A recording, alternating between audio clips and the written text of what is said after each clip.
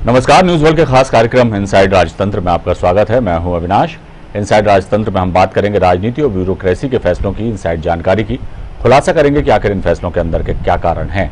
हमारे साथ रहेंगे न्यूज वर्ल्ड के पॉलिटिकल एडिटर उमेश निगम। तो शुरू करते हैं खबरों की राजनीतिक और प्रशासनिक स्टोरी का सिलसिला।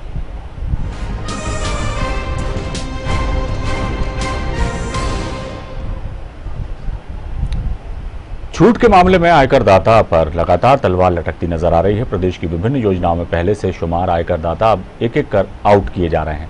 पहले ऊर्जा विभाग की योजना का लाभ देना बंद करने की योजना बनाई, अब सामाजिक न्याय विभाग की योजना से बाहर करने की तैयारी हो रही है। इसी विषय पर विस्तार से जानकारी देंगे हमारे पॉलिटिकल एडिटर उमेश निगम। उमेश जी, क्या है ये पूरा मामला, पहले तो आप ये बताएं तफसील से। अविनाश जी, पहले विद्युत मंडल की जो इंदिरा ज्योति योजना थी उसमें सभी को एक तरफ से छूट दी जाती थी कि जिनका 100 यूनिट और 150 यूनिट तक की बिजली खपत रहेगी उनको 100 रुपए का बिल या जो और भी उसमें कम राशि देना पड़ेगी, रियायत दी गई थी। उसमें कोई बंधन नहीं था कि आयकर दाता हैं या जो आयकर दाता नहीं है, किसी तरह का कोई बंधन नहीं था। लेकिन सरकार ने जो है सबसे पहले ये विद्युत मंडल में ये योजना लेके आई कि जो आयकर दाता हैं, करीब 6 लाख के आसपास मध्य प्रदेश में आयकर दाता हैं जो आ रहे हैं इसमें, तो उनको विद्युत मंडल की जो सब्सिडी है बिजली को बिलों की, वो नहीं दी जाएगी, उनको उससे बाहर किया जाएगा। इसके बाद जो है राज्य सरकार ने फिर सामाजिक न्याय विभाग पे नजर घुमाई और सामाजिक न्याय विभाग के द्वारा जो सामूहिक विवाह कराए जाते हैं जी, उसमें जो है वो कोई बंधन नहीं था। किसी भी वर्ग का आदमी, चाहे वो आयकर दाता हो या ना हो, सामूहिक विवाह में शामिल होता था और सामूहिक विवाह की जो योजना का लाभ उसको भी मिलता था जी। लेकिन अब जो सरकार ने प्रस्ताव बनाया है और बना के कैबिनेट को मंजूरी के लिए भेजा है सामाजिक न्याय विभाग ने, उसमें सामूहिक विवाह योजना में आयकर दाता जो है उनको बाहर कर दिया गया। अब उनको योजना का लाभ नहीं मिलेगा यदि वो आयकर दाता हैं और एपीएल की श्रेणी में आते हैं। तो इस तरह लगातार आयकर दाताओं को चिन्हित किया जा रहा है। और विद्युत मंडल के लिए तो हाल ही में आज ही विधानसभा में जानकारी दी गई कि जो है इनकम टैक्स डिपार्टमेंट को विद्युत ऊर्जा विभाग के द्वारा एक पत्र लिखा गया है जिसमें आयकर दाताओं का डेटा जो है वो इकट्ठा किया जा रहा है। तो करीब एक अनुमान के आधार पर 6 लाख के आसपास जो है विद्युत के आयकर दाता जो विद्युत की योजना से बाहर होंगे। तो ये सारी योजना ली जाती है। विद्युत मंडल में 18,000 करोड़ की सब्सिडी राज्य सरकार देती है। तो जो आयकर दाता इससे बाहर होंगे तो सरकार को इसमें खासा फायदा होगा। उम्मीद जताई जा रही है कि इसमें सरकार को बहुत बड़ी राशि बचेगी। और इसी तरह से जो सामाजिक न्याय विभाग की योजना है उसमें राज्य सरकार के कम से कम 40 से 50 करोड़ रुपए की राशि आयकर दाताओं को बाहर करने से बचेगी। अविनाश जी, एक बात यहां मैं बताना चाहूंगा दर्शकों को कि केंद्र सरकार तो इस तरह का कोई भी प्रावधान नहीं करी। केंद्र सरकार की सारी योजनाओं में आयकर दाता हो या आयकर दाता ना हो उनको लाभ दिया जा रहा है, जिसमें लाभ देने की योजना बनाई गई है। केंद्र सरकार प्रधानमंत्री आवास योजना के तहत जो पहली संपत्ति खरीदते हैं उनको लोन लेने में 2% की छूट देती है केंद्र सरकार, वो यथावत जारी है।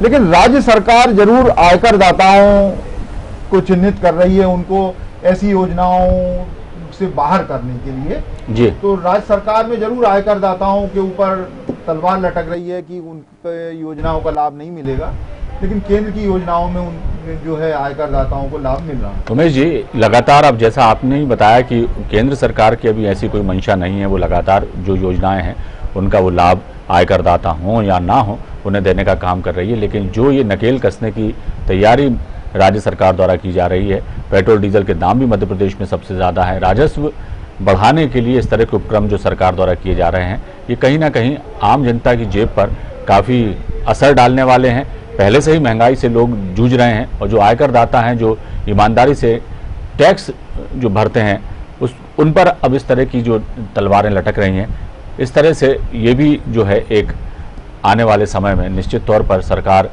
की संवेदनशीलता पर सवाल खड़े करती हैं। क्या कहेंगे? जी हाँ अविनाश जी, बिल्कुल सही कहा आपने। आयकर दाता जो टैक्स पे करते हैं, उन्हीं टैक्स से सरकार दूसरी योजनाओं का संचालन करती है और लोगों को, नागरिकों को लाभ देती है, फायदा देती है, योजनाओं में छूट देती है। लेकिन ये एक दुर्भाग्य कहा जाए कि जो खुद अपना टैक्स ईमानदारी से अदा कर रहे हैं, उनको ही योजनाओं का लाभ नहीं मिलता है और उनको इन सब चीज़ों से बात किया जाता है। इसके पीछे एक कारण सरकार भी एक तर्क दे रही है, सरकार की भी अपनी मजबूरी है। राज्य सरकार की एक्चुअली आर्थिक स्थिति जो है वो काफ़ी बद से बदतर होती जा रही है। सरकार नए नए ऐसे कोई रास्ते निकाल रही है जिससे राजस्व बचे और नया राजस्व आए। तो राजस्व जो नया आए वो उस और तो उतना कारगर कदम प्रयास जरूर कर रहे हैं लेकिन नहीं उठ पा रहे हैं। तो सरकार कई योजनाओं में कटौती करके भी राशि बचाने का प्रयास कर रही है, जिससे कि उसकी खस्ताहाल जो खजाने की हालत है उसमें थोड़ी सी राहत मिल सके। जो योजनाएं संचालित कर रहे हैं उसको बखूबी वो संचालित करते रहें। चलिए, अब सरकार को भी ज़रूरत है कि जो जन कल्याणकारी योजनाएं हैं और प्रदेश के विकास की जो बातें की जाती हैं, जो दावे किए जाते हैं, जो वादे किए जाते हैं जनता से, उन्हें पूरा करने के लिए राशि की ज़रूरत होती है और कमाई के साधन सीमित ही हैं सरकार के पास। और इस तरह के यदि राजस्व बढ़ाने के उपक्रम से करना भी ज़रूरी भी है ताकि वही पैसा फिर जनता की भले के लिए, उनके हित के लिए काम आएगा। जी, योजनाएं भी सरकार संचालित करती है, उसको उसके लिए भी पैसा चाहिए जी। तो वो तमाम ऐसे रास्ते निकालती रहती है कि किस तरह से कहीं से कोई राशि बचे और उसको दूसरी योजनाओं में लगाया जाए। जी, तो आयकर दाता जो है वो सॉफ्ट टारगेट नजर आते हैं, जो सबसे पहले कि आयकर चिन्हित भी होते हैं, वो चिन्हित भी होते हैं जी। और सरकार ये मानती है कि वो सक्षम है, वो दे सकते हैं ये राशि को, और दूसरे लोग जो हैं उसमें ये अदा नहीं कर सकते, तो उनको सरकार छूट देने की उसमें रखती है। चलिए, अब चर्चा करेंगे एक और प्रशासनिक खबर की। मॉडल वक्फ नियम 2016 के प्रारूप परीक्षण और अधिनियम 2020 में संशोधन के लिए आए प्रस्ताव पर सुझाव और टीप देने के लिए सरकार ने एक कमेटी बनाई है। संशोधन का ये प्रस्ताव भारत सरकार के अल्पसंख्यक कार्य मंत्रालय द्वारा तैयार किया गया है। इस प्रस्ताव पर केंद्र सरकार के अल्पसंख्यक कार्य मंत्रालय ने राज्य हज कमेटी से सुझाव मांगे थे। इसके बाद ही सरकार के सामान्य प्रशासन विभाग ने कमेटी का गठन किया है। राज्य हज कमेटी की तरफ से टीप और सुझाव के लिए सरकार ने 5 सदस्यीय कमेटी बनाई है।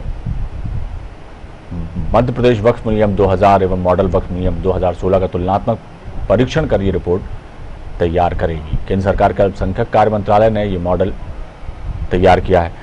क्या है ये पूरा प्रक्रिया और क्या ये जो संशोधन किए जा रहे हैं इसका कितना क्या फायदा मिलेगा?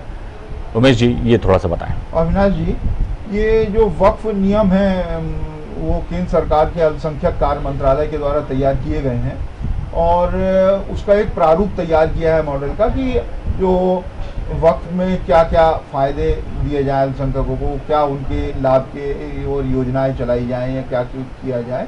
तो उसके लिए एक मॉडल वक्फ नियम 2016 में संशोधन किया जा रहा है। इसके अलावा जो है केंद्र सरकार का अल्पसंख्यक कार्य मंत्रालय जो है वो हज अधिनियम 2020 जो केंद्र सरकार ने तैयार किया था, जिसके तहत हज पे भेजा जाता है अल्पसंख्यक वर्ग के नागरिकों को, तो उसमें और क्या सुविधा दी जा सकती है, किस तरह से और कोटा बढ़ाया जा सकता है या क्या किया जा सकता है, या और कोई नई चीज़ों को कैसे शामिल किया जा सकता है जिससे जो हज पे जाने वाले हैं वो उनको लाभ मिल सके। तो इसके लिए भी उन्होंने एक प्रस्ताव तैयार किया है केंद्र सरकार ने। तो ये सारे दोनों जो है प्रस्ताव तैयार करके राज्य सरकार को भेजे हैं उन्होंने, हज कमेटी को, माफ़ कीजिएगा, राज्य हज कमेटी को। तो राज्य हज कमेटी इस पे सुझाव देगी और इसमें क्या और नया हो सकता है या क्या और नई चीज़ें शामिल की जा सकती हैं। तो इसके लिए राज्य सरकार ने एक कमेटी का गठन किया है जिसमें राजस्व विभाग के मुजीबुर रहमान को जो उप सचिव हैं उनको अध्यक्ष बनाया गया है इस कमेटी का। इसके अलावा इसमें 4 सदस्य और शामिल किए गए हैं जिसमें दिलीप कुमार यादव जो हैं वो प्रशासक हैं मध्य प्रदेश वक्फ बोर्ड के, वो इसके मेंबर होंगे। इसके अलावा प्रशांत कुमार अतिरिक्त सचिव जो हैं विधि विभाग के, उनको मेंबर बनाया गया है। मकसूद अहमद जो डिप्टी कलेक्टर हैं रायसेन में, उनको इसमें शामिल किया गया है। जमील खान एसडीएम है भोपाल कलेक्ट्रेट में पदस्थ, इनको इसमें शामिल किया गया है। तो ये एक 5 सदस्यों की कमेटी बनाई गई है। ये कमेटी जो केंद्र सरकार के द्वारा वक्फ नियम 2016 में जो संशोधन किया गया है, उसका जो प्रारूप नया बनाया गया है, उसके अलावा हज अधिनियम 2020 में जो संशोधन किया गया है, उसके प्रारूप का अध्ययन करेंगे। उस अध्ययन करने के बाद उसमें जो भी सुझाव होंगे या क्या संशोधन कर सकते हैं, वो सब चीज़ें, उसकी एक रिपोर्ट तैयार करेंगे। ये रिपोर्ट तैयार करके राज्य सरकार को देने के लिए 15 दिन का समय दिया गया है इस कमेटी को। तो ये कमेटी 15 दिन में अपनी एक रिपोर्ट बनाएगी और रिपोर्ट बनाकर राज्य सरकार को देगी, और राज्य सरकार ये रिपोर्ट केंद्र सरकार के अल्पसंख्यक कार्य मंत्रालय को देंगे, और इन सुझावों को फिर उन नियमों में और संशोधन का जो नए प्रारूप तैयार हुए उसमें शामिल किया जाएगा। शामिल करके फिर उसका प्रकाशन होगा और वो लागू होगा। चलिए, तो बिल्कुल अब क्या कुछ होता है आगे देखने वाली बात होगी। फिलहाल वक्त हो चला है एक छोटे से ब्रेक का। ब्रेक के बाद हम फिर हाजिर होंगे। दीजिए इजाजत।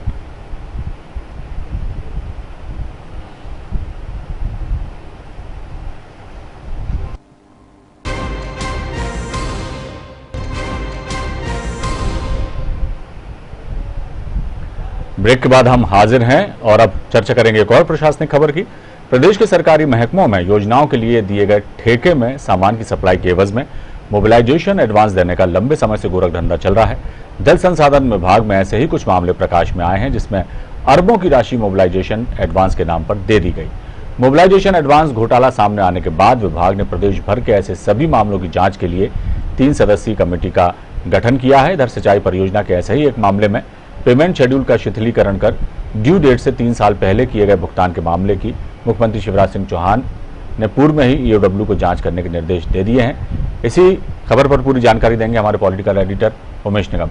उमेश जी, क्या है ये पूरा मामला? अविनाश जी, ये जल संसाधन विभाग ही नहीं, राज्य सरकार के और भी दूसरे ऐसे बहुत सारे विभाग हैं जहाँ पे निर्माण कार्य कराया जाता है। वहाँ पर सामग्री आ जाती है और सामग्री आने के बाद जो योजना का टेंडर होता है पूरी राशि का, उसकी अधिकतम राशि मोबिलाइजेशन एडवांस के नाम पर काम होने के पहले ही ठेकेदार को दे दी जाती है जी। तो इस तरह का गोरख धंधा बहुत लंबे समय से चल रहा है। जल संसाधन विभाग में हाल ही में कुछ मामले प्रकाश में आए तो राज्य सरकार एकदम हरकत में आई और इसकी जांच के लिए राज्य सरकार ने एक कमेटी का गठन किया। उस कमेटी में जो है जल संसाधन विभाग के अपर सचिव जो हैं उनको अध्यक्ष बनाया गया है और उनकी अध्यक्षता में 2 और इंजीनियरों को, एक मुख्य अभियंता है विभाग के और दूसरे सुपरिटेंडेंट इंजीनियर हैं, इनको जांच समिति का में शामिल किया गया है। और ये जो विभाग के पूरे अभी तक कितने टेंडर हुए, उन टेंडरों में मोबिलाइजेशन एडवांस किस किस को दिया गया और कितना कितना उन्होंने काम किया, कितनी राशि दी गई, बहुत ज़्यादा राशि तो नहीं दी गई, ये सारी पूरी जांच करेंगे और जांच करके रिपोर्ट तैयार करके वो सरकार को देंगे। उसके बाद इसमें जो भी दोषी पाया जाता है जी, तो उसके खिलाफ फिर कार्रवाई होगी। तो अभी जो इनको समय दिया गया है 2 महीने का, इस 2 महीने में ये जांच रिपोर्ट, ये मोबिलाइजेशन जो अपने से भुगतान किया जाता है इसके जरिए, ये क्या प्रक्रिया में है या अधिकारी अपनी तरफ से ये दे दिया करते हैं? जी, ये प्रावधान है नियमों में जी माफ कीजिएगा, इसमें जो है प्रावधान है, लेकिन उसके लिए लिमिट है कि कितना देना है। जो थोड़ा बहुत सामान देते हैं और उनको काम करने के लिए, काम में निर्माण कार्य में गति देने के लिए कुछ राशि देने का प्रावधान है, लेकिन अधिकारी जो है वो ठेकेदारों के साथ मिलीभगत रहती है। इसके चलते होता ये है कि जितने का टेंडर होता है जी, उतनी में से बहुत थोड़ी राशि को बचाकर जी अधिकतम राशि मोबिलाइजेशन एडवांस के नाम पर दे दी जाती है जी। उदाहरण स्वरूप मैं समझाना चाहूंगा दर्शकों को जी, कि यदि 1 करोड़ का ठेका है जी, तो 1 करोड़ के ठेके में कुछ सामान आ गया थोड़ी बहुत राशि का जी, उसके नाम पर जी जो है विभाग के अधिकारी जी करीब 90 लाख और 95 लाख तक का मोबिलाइजेशन एडवांस के नाम पर भुगतान कर देते हैं। तो अधिकतम राशि जो है वो ठेकेदार के हाथ में चली जाती है। कई बार ये भी देखा गया है कि ठेकेदार बहुत मोबिलाइजेशन एडवांस के नाम पर राशि लेने के बाद जी। बहुत से उसमें काम भी नहीं करते हैं जिस गति से उन्हें काम करना चाहिए, जो समय निर्धारित है उस समय में उनको जो है जी का पूरा नहीं काम करते हैं। तो इस बात ऐसे गुणवत्ता भी प्रभावित होती होगी। पैसा तो उनके पास आ गया, वो चाहे जैसा बना कर दें, निर्माण कार्य किस तरह से करते हैं। तो यही वजह है उमेश जी कि आए दिन हमें इस तरह की खबरें भी हमें सुनने मिलती हैं कि गुणवत्ताहीन निर्माण हुआ या कई तरह की बातें सामने आती हैं। तो ये सब कुछ इसी गोरख धंधा जो है मोबिलाइजेशन एडवांस का, ये इस बहुत बड़ा कारण इसकी वजह बना है। जी अविनाश जी, एक बात और मैं बताना चाहूंगा कि जो जल संसाधन मंत्री हैं तुलसी सिलावट, उनने भी नोटशीट विभाग को भेजी है कि जो संदिग्ध परियोजनाएं हैं जिनमें इस तरह के काम नहीं हो रहे हैं या काम अधूरे छोड़ दिए गए हैं जी और गति नहीं मिल पा रही है, इन सबको चिन्हित करें और उन ठेकेदारों के खिलाफ कार्रवाई करें। जी और ये जो जिनमें मोबिलाइजेशन एडवांस दे दिया गया है वो भी बहुत बड़ी बड़ी योजनाएं हैं। जी हनोता बांध है जी, उसके लिए टाटा प्रोजेक्ट्स को 27 करोड़ का मोबिलाइजेशन एडवांस दे दिया गया। जी। इसके अलावा बंडा में जो बांध निर्माणाधीन है उसके लिए भी टाटा प्रोजेक्ट्स लिमिटेड को 224 करोड़ का की राशि केवल मोबिलाइजेशन एडवांस के नाम पर सामग्री जो उन्होंने सप्लाई कर दी है, जी निर्माण कार्य नहीं किया है, केवल सामग्री सप्लाई करी है, उसमें 224 करोड़ की राशि दे दी। इसी तरह गौन बांध के लिए मेंटोना कंस्ट्रक्शन प्राइवेट लिमिटेड को 243 करोड़ की दे दी है, जिनके यहाँ अभी ईडी ने भी छापा मारा था। जी। इसके अलावा निर्गुण बांध के लिए एनएस पांडे कंस्ट्रक्शन है, उनको 30 करोड़ की राशि दी गई है। जी। घोघरी बांध के लिए करंट डेवलपमेंट सर्विसेज को 241 करोड़ की राशि केवल मोबिलाइजेशन एडवांस की दी है। जी। वर्धा बांध जो अभी निर्माणाधीन है, बहुत ज्यादा नहीं बना है, उसके लिए भी करंट डेवलपमेंट सर्विसेज को 41 करोड़ की राशि जो है केवल मोबिलाइजेशन एडवांस में दी गई है। सीतानगर बांध के लिए एलसीसी प्रोजेक्ट प्राइवेट लिमिटेड को 152 करोड़ की राशि जो है मोबिलाइजेशन एडवांस के लिए दी गई है। तो ये बहुत बड़ी राशि जो है केवल मोबिलाइजेशन एडवांस के नाम पे दे दी जाती है, ये केवल आपसी मिली भगत के चलते। और एक जानकारी और ये है कि मुख्यमंत्री ने भी जो है गंगा कछार जो योजना है जी, उसमें करीब 3,333 करोड़ की राशि जो है 7 परियोजनाएं थी, इसमें मोबिलाइजेशन एडवांस के नाम पे इतनी राशि दे दी गई 3,333 करोड़ की। जी। तो ये मामला जब संज्ञान में आया कि इतनी बड़ी राशि जो है मोबिलाइजेशन एडवांस की दे दी गई है, तो मुख्यमंत्री ने इस पूरे मामले को ईओडब्ल्यू को सौंप दिया कि इसकी बारीकी से जांच करें और इसमें जो जो अधिकारी लिप्त हैं उनके खिलाफ भी कार्रवाई करें। तो इसमें अविनाश जी जो है बड़े अधिकारी से लेके जो भी विभाग के और दूसरे बड़े इंजीनियर हैं वो सारे लिप्त बताए जाते हैं कि इसमें कहीं ना कहीं सबकी भूमिका संदिग्ध है। अविनाश जी चलिए, अब जिस तरह की अब जांच के या इस पर मॉनिटरिंग के जो निर्देश अब सरकार ने दिए, तो देखते हैं कि इस मोबिलाइजेशन एडवांस का जो गोरख धंधा चल रहा है उस पर कितनी क्या लगाम लग पाती है। अब बात करेंगे हम अपने खास सेगमेंट चलते चलते कि जिसमें राजनीति या ब्यूरोक्रेसी के क्षेत्र में चर्चित प्रसंग की बात की जाएगी। तो आज कौन सा प्रसंग चर्चा का विषय बना है ये हम जानेंगे हमारे पॉलिटिकल एडिटर उमेश निगम से। उमेश जी, आज जो प्रशासनिक गलियारों में कौन सा ऐसा प्रसंग था जो चर्चा का विषय बना?